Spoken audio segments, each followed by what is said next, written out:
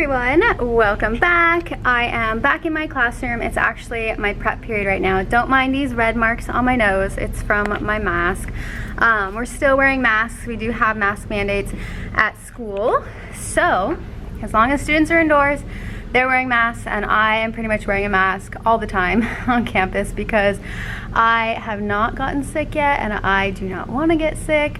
I did have one exposure, so I had to fill out questions on an app on my phone, and it said that I was good. I didn't have a big enough or long enough exposure to have to quarantine, but we're still getting so many students that are quarantining, and it's getting kind of wild because when I was at my previous school, I made my own curriculum. We were on a quarter system, and the kids, it was continuation, so kids preferred handouts. They preferred printed copies that they can write on. So when we came back to school, granted I'm at a new school, I just figured that's what kids preferred, and from my experience that is what they prefer. That's the stuff that I get turned in the most, is the hard copies. But now that I have kids that are quarantining all the time, it's really hard because I can't give them hard copies. I can't send home the work, so it has to be on Google Classroom, it has to be digital, and it's so hard because I'm doing two jobs at the same time. I'm teaching the kids in here, and then once school's over I have to go online. I have to make sure everything's available for the other kids, and it's just a lot of work. And I was doing Google Slides, so all of my worksheets were on Google Slides, and I had to go in and manually add text boxes for them, and I swear it took 20 to 30 minutes per assignment, and it was just a joke. So I'm trying out this app slash website. It's like a Google Chrome add-on called Cami, and I'm trying it out. I have done it once with my juniors, which, by the way, I teach English 9 and 11 at this school now. So I tried it once with my juniors and it worked pretty well, but I'm still on the teacher side, so I have to submit myself as a student on Cami to show them how to do it. So yeah, we're doing Cami. If you don't know what Cami is, it's just a Google Chrome add-on, and it's basically I could upload any PDF, and then students can add their own text box. They can write, if they with their cursor. They have a cursor, they don't have a mouse, so using the trackpad or the mouse they can draw. So if they need to draw some sort of picture for an assignment, drawing out the setting based on textual evidence and stuff, then they can do that. But also something that's really cool about it is that I can add voiceovers. I can add voice messages for them. I have this black mark on here, but I can add voice messages for them, and then they can add voice messages back too. So we got a lot of technology. We got an iPad and an Apple Pencil, so we can write on the iPad, and it's super cool because Cami allows me to draw as well, so it's as easy as grading papers. I could just use the Apple Pencil and digitally grade papers, writing on them, and then I can add voice messages hey, I noticed that you're missing your thesis sentence, or something for an essay or whatever, right? I can just add voice messages, but then kids can add voice messages too. They can say, hey, I got stuck on this question, I don't really understand, so can you help me with that, or whatever, and I can kind of go over it with them, and it's all voices, so it's a lot easier. And usually I meet with students on Fridays to go over their grades in class, see things that they're missing, go over their test scores and things like that. But because of COVID and everything, I haven't been doing that because I want to limit, contact, close contact with students. So we haven't done that, but I feel like Cami is going to do pretty well in terms of like being able to talk to them. Granted, it's not like real-time talking to them, it's just like a voice message and you can click it and then they submit it and then I get it. But I feel like it's like a game changer. So I'm actually changing all of my curriculum to just be 100% online anyways. And I don't know if you guys follow her, the Townie teacher, she's on Instagram and I follow all of her stuff, and she made it so, like, she made a comment that was, it's just so true. There's no point in doing hard copies when kids don't need it, because it saves us time at the copy machine, how many hours we have to, you know, put in the paper that it's always missing. You have to add paper, you have to fix a jam, you have to wait in line while the other people, if you send a copy and it's out of paper, it hasn't even printed, so you go in like during your prep and it's not even printed. And you know, there's so much time that's saved when you do it digitally. I can just grade with my laptop instead of taking home stacks full of papers. If you lose a paper, you can't lose it digitally, like it's there. So I didn't lose a student's paper, and if they said, oh, well, I turned it in, well, all right, let's open up Google Classroom and see. Let's open up however we're turning it in, and you can see the digital submission. There's timestamps so you can see if it's late. There's so many other things that is, you know, she just mentioned, and it's so true. Like, it's so true.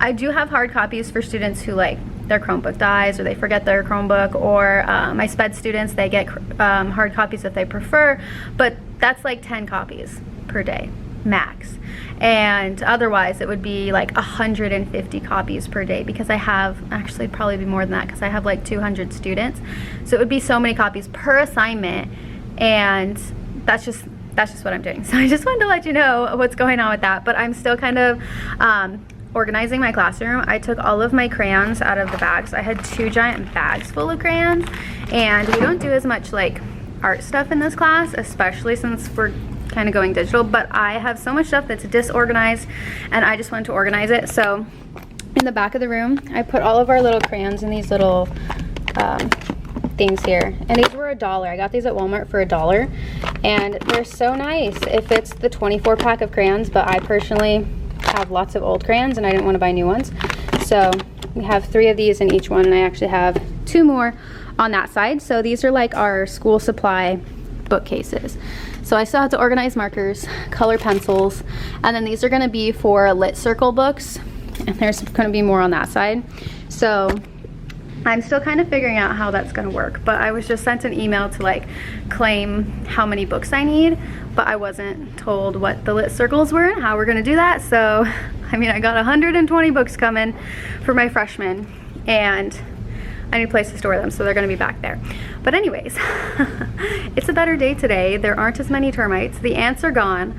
I don't know what they were after, but they were coming from the ceiling with the termites, and it's like, dang, I should just go outside because there'd be less bugs outside than inside. But it's a better day, and it's my prep. I don't have to sub today, which is so nice. If you're a teacher, I feel your pain when we have to sub for the teachers who are out.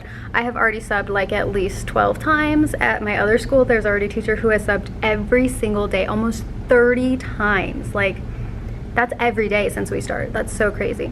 I'm a little bit jealous because it's a lot of money. Like, think about that. So at my school, if we sub, the base pay for subbing an hour is like $53 or $56 or something. Think about that. 30 days, an hour a day, $53. That's a lot. That's a lot. But anyways, I finally get my prep back to myself, and I'm catching up on videos. I'm catching up for you guys, and I'm just kind of taking you along with what we're doing. But yeah, I'm so excited to be back and get things going. So let's see how the day goes. Also, as I'm kind of organizing, I have this big old bucket full of stuff. Like, this was my junk bucket. I'm going through it all. If you are not, if you're a new teacher, something that I will always recommend is bring some lotion to school. Keep it in your classroom. Bring some toothpaste in case you need to brush your teeth or your breath smells or something. Bring some floss picks in case your lunch decides to jam itself in between your teeth. And I just have this little pack from like the dentist, so it has floss, a little toothpaste, and a toothbrush. So bring those little things. Bring a mini deodorant, that'll save your life. And bring like any of those little toiletries, like an extra set of makeup, like makeup remover and things like that. Like, this is mascara, probably got stuck in my lash and then on my mask, and now it's on my face. I don't have my makeup remover yet because I'm still kind of organizing the class and bringing my stuff in, but if I did, I could get rid of this black mark on my face. So just something to think about if you're a new teacher, or even if you're not a new teacher. Like, keep some things in your room because you never know when you're gonna need it. One day, this is so embarrassing, I came to school and I was wearing 2 different shoes. I didn't even know until I was walking in class, and I thought I forgot my key in my car, which I did, but when I looked down, my shoes were different. It's like, my key is gone. And then I saw my shoes and I was like, okay, it's gonna be one of those days. So maybe keep an extra pair of shoes in your classroom, because you never know, especially if you teach high school like me, like, kids will call you out. Teachers will call you out. Another thing is I keep a hoodie in my classroom here. So if it gets too cold in here for me, I have a hoodie. keep me warm, but also, you know, if bugs are falling from the sky, falling from the ceiling, then I can make sure they don't get in my hair. And if you're new, we've had a termite infestation in my classroom, in this whole building. So they've literally been falling on students and falling on our heads, and it's nasty. And they have wings and they fly. It's gross. Anyways, just a little tip from me to you. See you guys, one just fell from the ceiling. Like, there it is. These are the swarmer termites. They are so disgusting, but that just fell from the ceiling from the vent. Termite, termite, termite, termites, another termite, termite. So there's something that I do want to show you, and it's brand new, so I'm so excited, but I did have to buy it myself. It was not provided by the school, which is like almost everything in this classroom. But I got a standing desk, and I actually had a company reach out to me because they wanted to send me one of theirs to try, and I was so excited. But by the time I said yes and he got back to me, he said, oh well, our promotion's already over. And I'm like, darn it. So I went and I bought one myself, and this one actually has wheels. I got it from Target online. This is what it looks like. And I wanted one that's long enough so that I could fit both my laptops. This is my personal one and my work computer. And it's on wheels. So if you remember at my previous school, we had something kind of like this. And it was obviously a lot smaller. It wasn't as wide. But this is like perfect.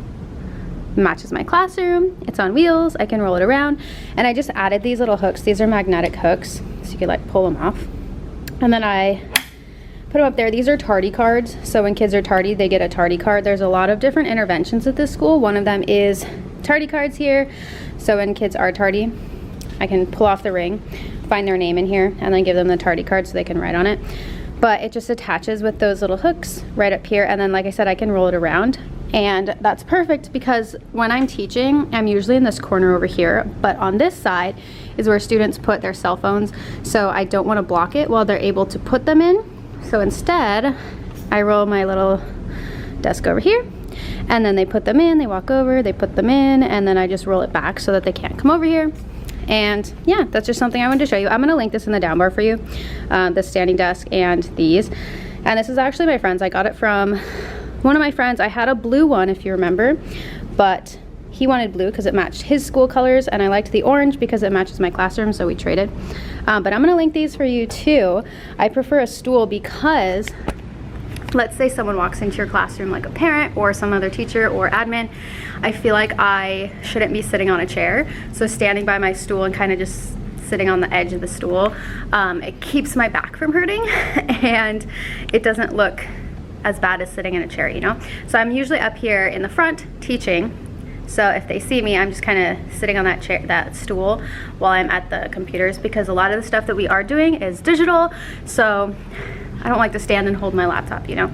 But I will stand at the desk. I'll roll the desk around, and then I have that stool when I need a little break from standing and walking around. So I'm gonna link all those for you in the down bar. So if you're interested, check them out. I did, like I said, I spent my own money, but honestly, it's so worth it. It's just so worth it. I also got a stack of, like, they're not postcards, but they're pictures on cards. So I got this like aesthetic set. That's what it was called, an aesthetic set. And it came with all these different cards that have different pictures on them. See if I could show you with one hand. But you're supposed to put them on the walls in whatever pattern, like in the pattern of a heart or something. I'll just show you real quick. So here's all the ones I have, and they're so cute. Like, how adorable is this?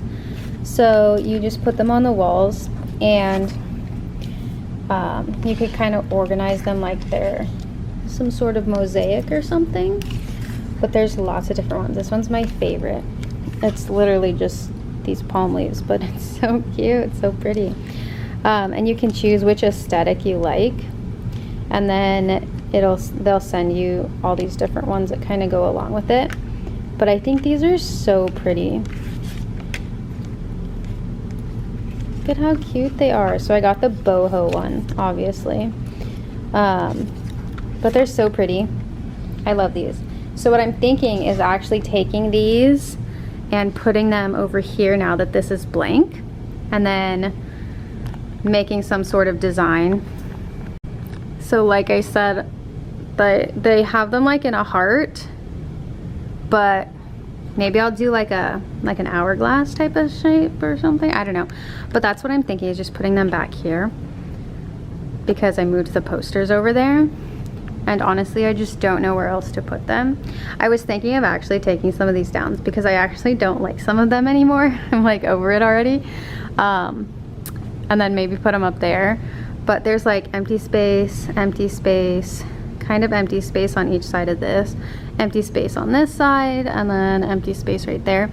But yeah, I don't know what to do or where to put them. Maybe, see, because it feels so empty over here and over here.